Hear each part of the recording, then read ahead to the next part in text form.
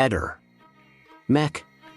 Pallister. Dopo le dichiarazioni rilasciate ai microfoni di Mediaset, abbiamo contattato Claudio Sterpin per chiedergli conto di una circostanza che, a distanza di quasi 4 anni dalla scomparsa e morte di Liliana Resinovic, riaccende dubbi e riflessioni.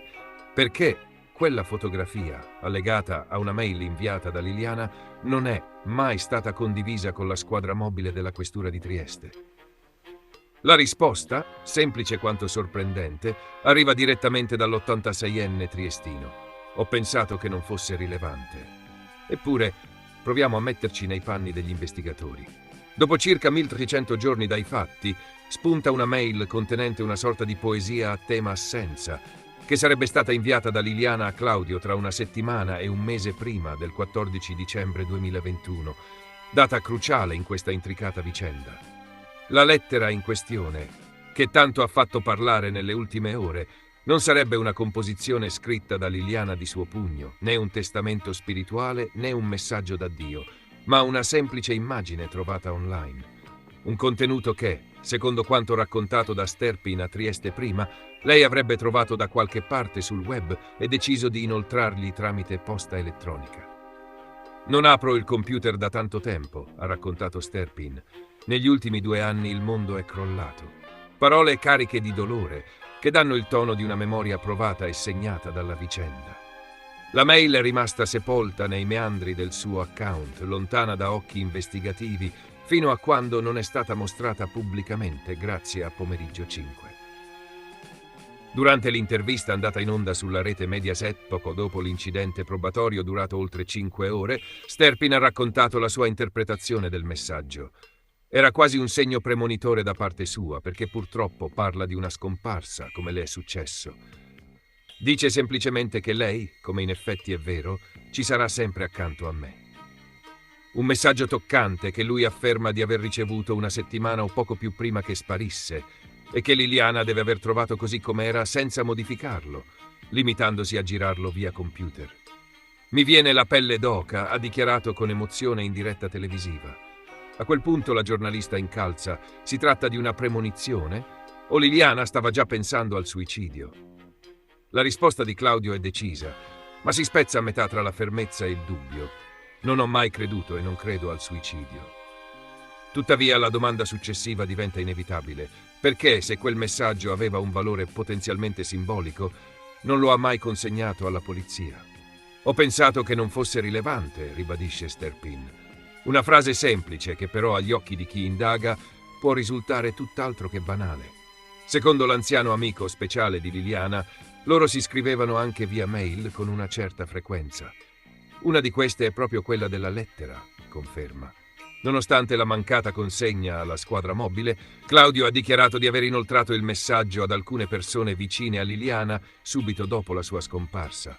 L'amico Salvo, l'amica Gabriella, la cugina Silvia e il fratello Sergio Resinovic. Un dettaglio che, da solo, potrebbe contribuire a ricostruire la circolazione dell'allegato ben prima della sua recente emersione televisiva. Sul contenuto della cosiddetta lettera, una poesia che parla di assenza e presenza spirituale, i social non hanno tardato ad attivarsi.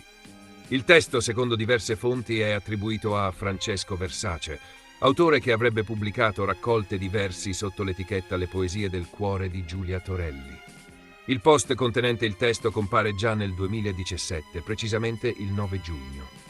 Insomma, non si tratta di parole scritte da Liliana, né tantomeno di un'ultima confessione rivolta a Claudio. È tecnicamente un forward, un contenuto trovato altrove e semplicemente inviato, come si fa con 1000 altre immagini che girano in rete.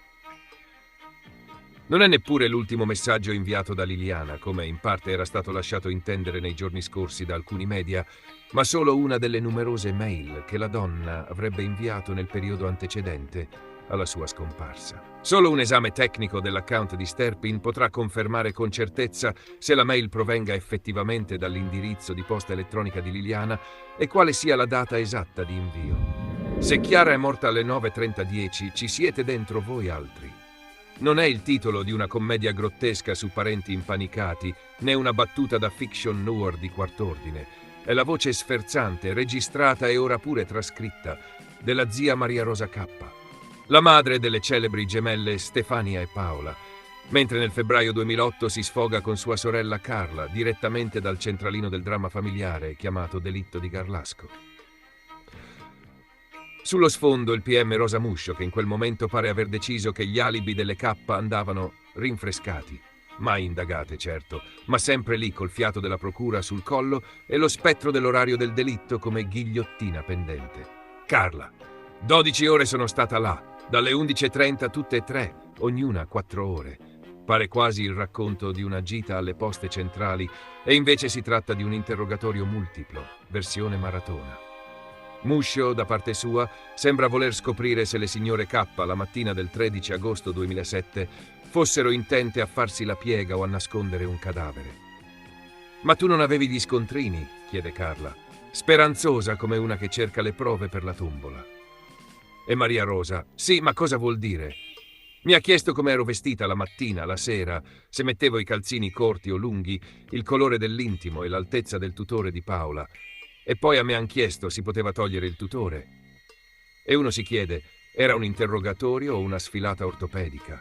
Nel frattempo, in parallelo, si sentiva già tintinnare la spada di Damocle. Mi ha chiesto chi erano i numeri sul mio cellulare», dice Maria Rosa, che a distanza di mesi ha dovuto ricordarsi pure se era andata dal medico, alla posta o a comprare il prezzemolo. E guai a non ricordare. Perché se l'orario del delitto resta quello ufficiale, le 13, Alberto è impiccato, ma se si anticipa anche solo di un'ora, ci siete dentro voi altri. E non è un modo di dire. E allora chi è che aveva messo il timer? Ma ovviamente Stefania K, la gemella oracolo, la veggente del crimine. In una famosa intercettazione con lo stesso Alberto Stasi già nel 2007 azzarda con precisione chirurgica l'orario della morte, alle 9:30. Ma come? Nessuno sa nulla, nessuno c'era, e lei tira fuori l'orario preciso, così, tra una frase e l'altra. Sherlock Holmes scansati proprio. Ma non è finita. Il 9 febbraio 2008 Stefania, in preda a una crisi isterica degna di una telenovela argentina, chiama la sua amica Ceci. «Sto proprio di merda, mi sono venuti ancora a prendere, ancora interrogata». E questa volta non erano i soliti carabinieri, ma la Muscio in persona. Quella Muscio che prima dell'interrogatorio le fa la sua bella ramanzina con tanto di minaccia da telefilm legale. Se dichiara il falso sarà usato contro di lei. Stefania crolla, ma non in silenzio. Poche ore dopo con un altro amico sbotta. «Ma vada a fanculo va», le volevo dire, mettiti un dito nel culo. Che io sono già espatriata in America e non mi vedi più. Deficiente. Progetto fuga già pronto, biglietto di sola andata, direzione non mi rompetemi più le palle land. Ma anche se non c'è un cazzo di niente, come sottolinea l'amico gentiluomo, Stefania ha paura. Perché quando non ti ricordi cosa hai fatto quella mattina, che fai? Vai a logica. Come quando dimentichi dove hai parcheggiato l'auto e dici «Ma forse era sotto casa?» o al centro commerciale. Peccato che qui non si stia parlando di parcheggi, ma di un omicidio. E allora il «vado a logica» non fa più tanto ridere. E se pensavi che fosse finita qui, ecco che arriva la saga parallela. Clean 2, il prequel losco di una serie che doveva restare sepolta tra le carte della procura. Camere di motel, escort, auto di servizio usate come fosse Uber personale, pedinamenti col GPS, lettere anonime, gomme bucate, accuse inventate, eppure i fuochi d'artificio. Letteralmente. In mezzo a tutto ciò spunta lui. Antonio Scoppetta, ex carabiniere e personaggio chiave nelle indagini su Andrea Sempio, l'amico che andava sempre a casa di Chiara ma fu liquidato come non interessante alla velocità della luce. Lo stesso Scoppetta ora è imputato per corruzione, peculato e stalking, un'indagine gestita, guarda caso, dal PM Mario Venditti, oggi sotto inchiesta pure lui. Il cerchio si stringe o forse si allarga, dipende da che lato della scrivania sei seduto. Il legale di Scoppetta Gianluigi Tizzoni, storico avvocato della famiglia Poggi. Così almeno si resta in famiglia. E i dettagli dell'accusa sembrano usciti da un romanzo trash, 34 soggiorni al motel Ritz, farmaci per l'erezione, mobili, vacanze, pedinamenti con l'auto blu e lettere anonime spedite al datore di lavoro del nonno della ex fidanzata di un carabiniere. Se non fosse tutto vero sarebbe materiale da Netflix. Insomma, il delitto di Garlasco continua a produrre effetti collaterali, anche a distanza di anni.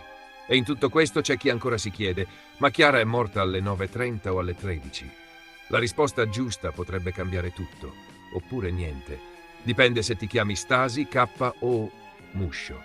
Ehi, non dimenticare di iscriverti a questo canale.